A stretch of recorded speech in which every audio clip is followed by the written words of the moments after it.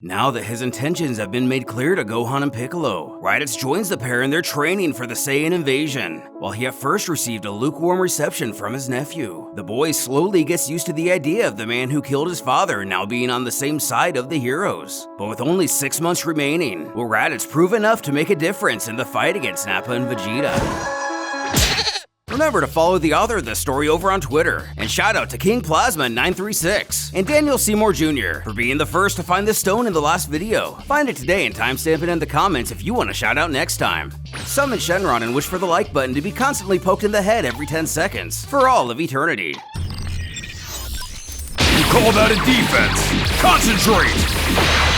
In the middle of their training, Raditz tells the child to take a break as it's time to eat. And the older he gets, the further apparent it becomes Gohan is Goku's son.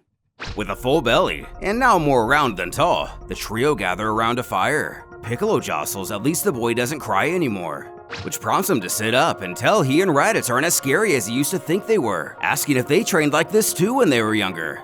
And referring back to their canonical origins, no, they did not train like this when they were younger. Confused, the child questions how come, causing his uncle to bark because there was no one left to train with. They were all dead, commanding he shut up. The Namekian gets in on the disdain and shouts tomorrow will not be as easy as today. Gohan rolls over in a huff, pouting they don't have to be so mean about it, and he bets his dad would be friends with them if they would just ask nice.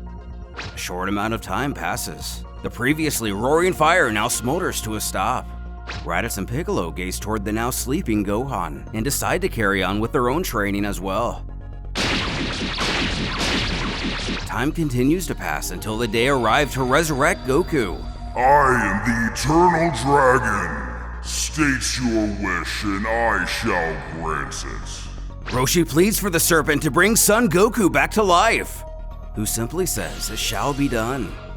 On King Kai's world, the Saiyan's halo vanishes from over his head. Kaio-sama shouts, "Good, the halo is gone. You're alive again," urging he get going. In the wasteland, Piccolo and the others notice how it was daytime just a moment ago, but it got dark all of a sudden. Of course, the Namekian knows exactly what this means, uttering Goku has returned to life at last, which is even sooner than Raditz thought it would be. Our hero thanks King Kai once more for the training, saying if he dies again, he'll be sure to come and visit. He shouts, "See ya!" and leaps from the planet. Bouncing around like rubber, he bellows he feels like a living cotton ball, he's so light. And quickly realizes he has no time to play around. He knows he really has to book it. And the next day, at 11:43 a.m., it happened at last. Two pods smashed down into a crowded city. Bystanders rush to investigate the resulting craters, while spouting out various theories on what the source could be, worried they're possibly even bombs. But with no hesitation, Nappa and Vegeta emerge from the vessels. The prince smirks as he leers at his surroundings, asking, "Uth was it? Promising." While the bald brute decides they need to greet these little insects, seeming to vaporize the city. The shockwave of Nappa's energy is felt far from the metropolis, physically reaching Tien and Chaozu.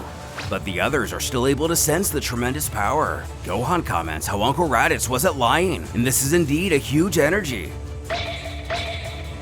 Their newest ally knows this is only the beginning. Ha ha ha! That should let them know we're here! While Nappa is greatly amused by his own antics, Vegeta is slightly annoyed, commanding his lesser to end his destruction at that. He will destroy this planet's resale value if he keeps messing it up. The big dummy agrees that's a good point, before he inquires if he wants to bet Raditz comes crawling back to beg them for help.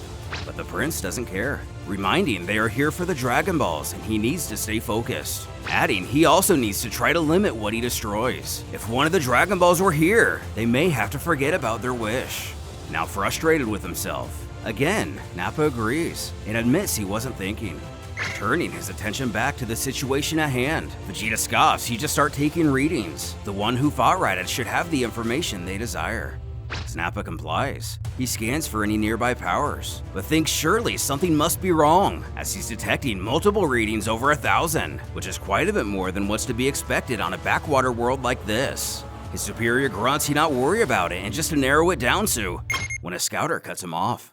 His eyes grow sinister as he hisses, "He's dumber than I thought!" instructing his comrade to look in the other direction. Nappa laughs, this has to be a joke. Raditz actually wants to challenge them. With the aforementioned Saiyan, Piccolo questions what he's doing, who powers up to give them a clear signal where to find him. They'll be trying to locate him with their scouters. So this way, the three of them decide the battlefield. This statement causes the situation to finally get real with the young warrior, stuttering, "They're coming here?" Though his mentor reinforces this is what they've been training for the last year. It's better to set the terms of battle themselves than to have the enemy decide for them. That's when Piccolo notices more power is approaching from all around, descending from the sky. The Namekian worries the figure is a Saiyan, but soon realizes it's not, as Krillin spouts out, "Hey, long time no see!" However, the Namekian insultingly chuckles what the little man has come here for, to watch the real fighters. Being used to this type of treatment, the turtle student takes the disrespect in stride, and argues he's been training for the last year now, to which even he has to admit Krillin does show some slight improvement, then asks if the other idiots are coming too.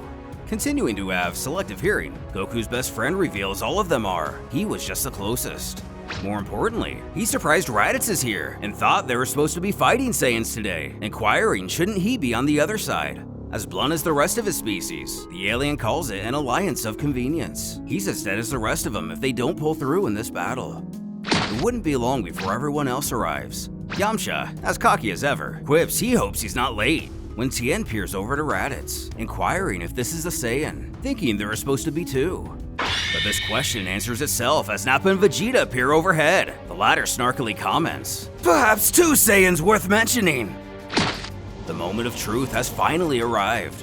Vegeta admits he's surprised not only Raditz is trying to challenge him, but he even managed to put together a team, as useless as it all is. Nappa points out that one of them is a Namekian, which makes sense why he struggled initially landing here. What's more, according to the scouter, he at least managed to bump his power up to a paltry 1500. Reading off everyone else's power, ranging from 980 to around 1220, the brute bellows. These fools think they can challenge them with levels like that? When his leader instructs he take off the scouter, going on to explain they can vary their strength to suit the battle, and those numbers are worthless. Clearly showing a pattern, Nappa at least pretends to know what he's talking about and removes the device from his head. Then warns the Z fighters if they're smart, they'll hand over the Dragon Balls. And the fact they even know about the Wish Orbs causes Krillin's blood to run cold. But why else would the Saiyans bother with a dump like this if it didn't possess something so valuable? He reiterates they can either cooperate or they can beat the information out of them. But Vegeta asks, what's the rush? Why not see what they can really do? Wondering how many Cybermen they have left. The giant ominously snorts. You like to play games, don't you, Vegeta? Our heroes brace themselves for whatever comes next, while Gohan questions what Cybermen are. Raditz almost humorously hisses he hates those things. The larger of the two villains retrieves a vial from somewhere. Inside contains 7 small seeds, with a liquid stored in the lower container. Bending down, he pokes multiple holes in the dirt, planting the seeds. There!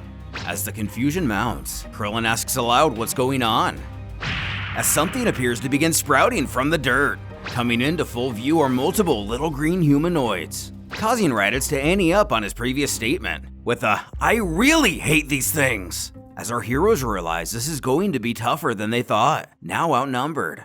Vegeta figures there are 7 of them and 7 Cybermen. How perfect. Taunting, they fight each of them one-on-one for sport, though his Saiyan counterpart takes offense to him making a stupid game out of this. Seeing the bigger picture, Krillin tries to calm him down, arguing this could actually work in their favor. Goku isn't here yet and this will buy them some time. Raditz isn't fully swayed, questioning if he really has that much faith in him. And as much as it pains him to say it, Piccolo admits Krillin is right, as Goku has always managed to pull through when needed. With that settled, Tien pounds his fists announcing he will go first, shouting for them to come at him. The Saiyans find amusement in the Earthling's confidence. The prince assigns one of the little green monsters to take this fight, demanding to give him everything it's got. While Nappa chuckles, this guy doesn't know what he's in for. Chaozu yells to his best friend wishing him luck, as the fighter eyes down his foe. The battle to save Earth has begun. With Goku en route, all the Dragon Team has to do is buy as much time as possible. Will Raditz prove to be a useful asset? Or will nearly all of Earth's heroes fall against Nappa, as in the original story?